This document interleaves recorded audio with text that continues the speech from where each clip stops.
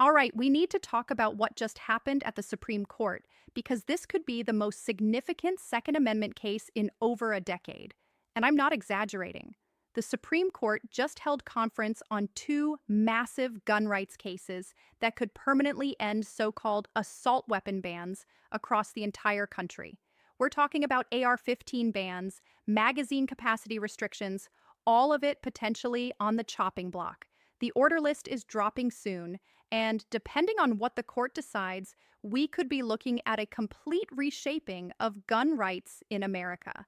So let's break down exactly what's happening, what the arguments are, and why this matters so much. Here's the situation. The Supreme Court just reviewed two critical Second Amendment cases in their private conference. The first case is Vanzetti versus Cook County, and the second is Duncan versus Bonta.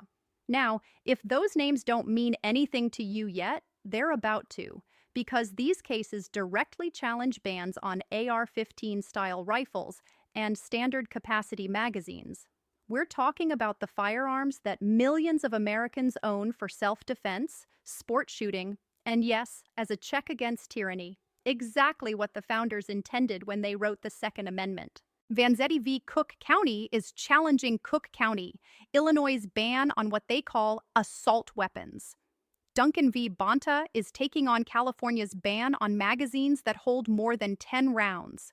These aren't fringe cases. These are direct challenges to some of the most restrictive gun laws in the country, laws that have been spreading to more and more states despite the Supreme Court's clear guidance in cases like Heller and Bruen. Now, the petitioners in these cases, that's the people challenging the bans, are making a straightforward argument. They're saying that AR 15 style rifles and standard capacity magazines are among the most commonly owned firearms in the United States. We're talking about millions upon millions of these firearms in civilian hands. They're used for lawful purposes every single day. Home defense, competitive shooting, hunting, these are not rare or unusual weapons.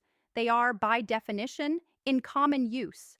And under the Supreme Court's own precedent in District of Columbia versus Heller, firearms in common use for lawful purposes are protected by the Second Amendment.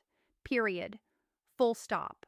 The petitioners are also pointing to the Bruen decision from 2022, where the Supreme Court made it crystal clear that gun regulations must be consistent with this nation's historical tradition of firearm regulation. You can't just ban something because you think it's scary or because it looks military. You have to show that there's a historical precedent for that kind of restriction. And according to the petitioners, there isn't one. There's no historical tradition of banning the most common rifles and magazines in the country. But here's where it gets really interesting and really frustrating if you care about the Second Amendment. The petitioners are arguing that lower courts are all over the map on this issue. There's confusion, there's contradictory rulings, and federal judges are coming to completely different conclusions about whether AR-15s are protected arms. Some circuit courts are saying these rifles can be banned because they're too militaristic. Other courts are saying they're not protected at all, that they fall outside the scope of the Second Amendment entirely. And still other courts are trying to apply some kind of balancing test that the Supreme Court explicitly rejected in Bruen. This is exactly the kind of situation where the Supreme Court is supposed to step in. When you have federal courts disagreeing with each other, when you have a constitutional right that means one thing in Texas and something completely different in California, that's a problem. That's a massive problem. And it's the Supreme Court's job to resolve that confusion and provide clear guidance. The petitioners are essentially saying, look, you told us in Heller what the test is. You told us in Bruen how to apply it. Now the lower courts are ignoring you. You need to step in and correct this. Now, Cook County and the state of California are fighting back hard. Their argument? There is no circuit split. They're claiming that all the courts are actually in agreement and that AR-15s and high-capacity magazines can be banned because they're dangerous and unusual weapons, just like machine guns. They're comparing AR-15s to M16s, the fully automatic military rifles, and saying that since the government can ban M16s, they can ban AR-15s too. But here's the problem with that argument, and it's a big one. AR-15s are not M16s. they're not machine guns. They're semi-automatic rifles, meaning you pull the trigger once and one round fires. That's it. That's the same way most handguns work. That's the same way most rifles work. There's nothing unusual about that mechanism. And as for dangerous, well, every firearm is dangerous. That's the point. The Second Amendment protects your right to own dangerous weapons because the whole purpose is self-defense. A weapon that isn't dangerous wouldn't be very useful for protecting your life or your family. Cook County and California are also arguing that the cases have procedural problems and that the Supreme Court shouldn't take them for technical legal reasons. But let's be honest about what's happening here. These jurisdictions know that if the Supreme Court applies Heller and Bruen faithfully, their bans are toast. They're done.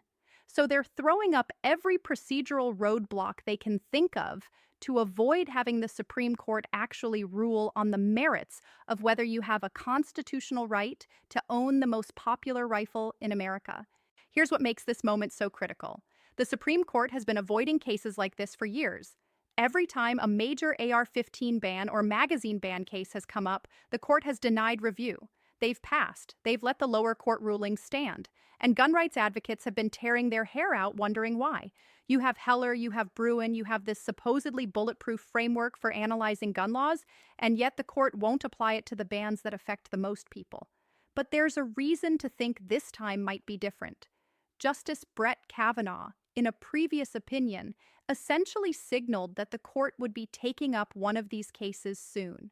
He acknowledged that there are questions about which firearms fall under Second Amendment protection, and he made it clear that the court would need to address those questions. That was a signal. That was the court saying, we know this issue is out there, and we're going to deal with it. So now we're at the moment of truth. The Supreme Court held conference on these cases. They've discussed them privately among the 9 justices. And very soon, we're going to get an order list that tells us what happens next. There are basically 3 possibilities. 1, the court grants certiorari. That means they agree to hear the case. They'll have full briefing and oral arguments, and we'll get a definitive ruling probably by next summer. 2, the court denies review, which would be a huge disappointment and would leave these bans in place, at least for now.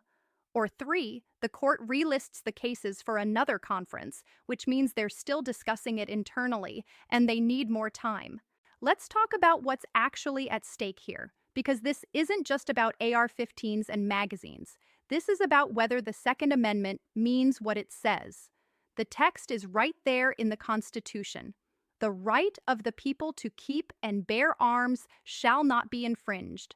Not the right to keep and bear some arms that the government approves of.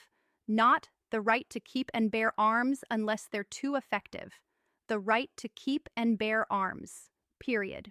And when you start carving out exceptions for the most popular firearms in the country, you're not protecting the Second Amendment. You're gutting it. You're turning it into a privilege that the government can revoke whenever it decides a particular weapon is too common, too useful, or too scary looking. That's not how constitutional rights work.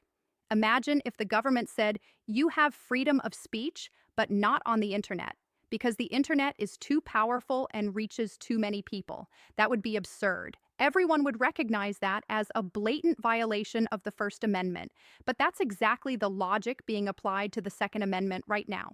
The petitioners in these cases are arguing that the American people have already made their choice about AR-15s and standard magazines. They've bought them by the millions. They use them for lawful purposes every day. These are not unusual weapons. They are not weapons of war in the sense that machine guns or grenades are weapons of war.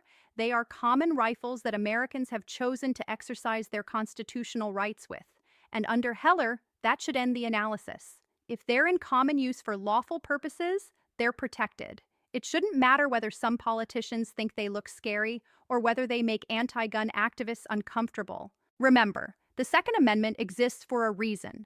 The founders understood that an armed citizenry is the ultimate check on government tyranny. They had just fought a revolution against a government that tried to disarm them.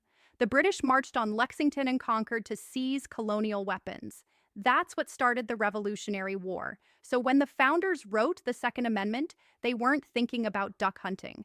They were thinking about the people having access to effective military weapons so they could defend themselves against threats, both foreign and domestic, including the threat of their own government becoming tyrannical.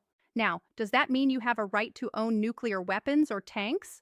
Of course not. There are limits. Even the petitioners acknowledge that.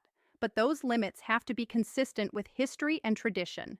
And historically, Americans have always had the right to own the standard infantry weapons of the day: muskets, rifles, pistols, the weapons that a soldier would carry. That's what the Second Amendment protects. And an AR-15 is, in many ways, the modern equivalent of the musket. It's the standard rifle of our time. This case is also about federalism and whether states can simply ignore Supreme Court precedent. After Bruen came down in 2022, there was hope that states would actually follow the framework the court laid out. Instead, what we've seen in places like California, New York, Illinois, and others is a massive wave of new gun restrictions, specifically designed to get around Bruen. It's like these states looked at the Supreme Court's decision and said, okay, how can we ban as many guns as possible while technically claiming we're following your test? That's not how it's supposed to work. When the Supreme Court issues a major constitutional ruling, lower courts and state legislatures are supposed to follow it. They're not supposed to treat it as an obstacle to work around.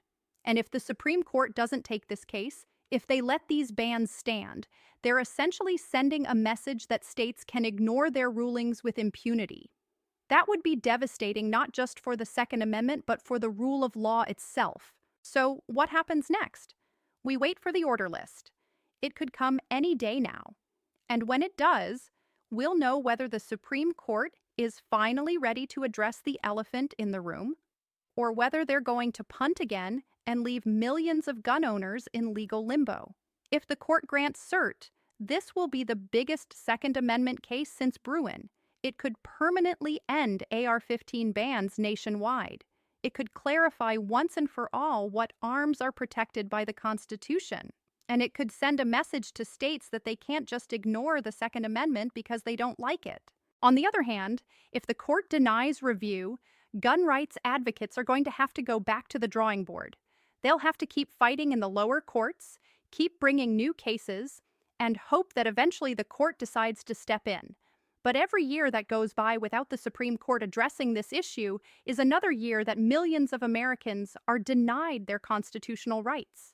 Look, the Second Amendment isn't about hunting. It isn't about sport shooting, even though those are great activities. The Second Amendment is about freedom. It's about the fundamental human right to defend yourself, your family, and your country. It's about making sure that the American people always have the power to stand up to tyranny, whether that comes from a foreign invader or from our own government. That's what the founders understood. That's what they wrote into our Constitution. And that's what's at stake in these cases. The Supreme Court has a chance to do the right thing here. They have a chance to stand up for the Constitution and tell the states that the Second Amendment is not optional. It's not a suggestion. It's a fundamental right that cannot be infringed. Millions of Americans are counting on them to do exactly that. We'll be watching that order list closely, and as soon as it drops, we'll be back with a full breakdown of what it means and where we go from here. This is the moment we've been waiting for. Let's hope the court is ready to finally settle this once and for all. The right to keep and bear arms shall not be infringed. That's not just a phrase, it's a promise. And it's time we started keeping it.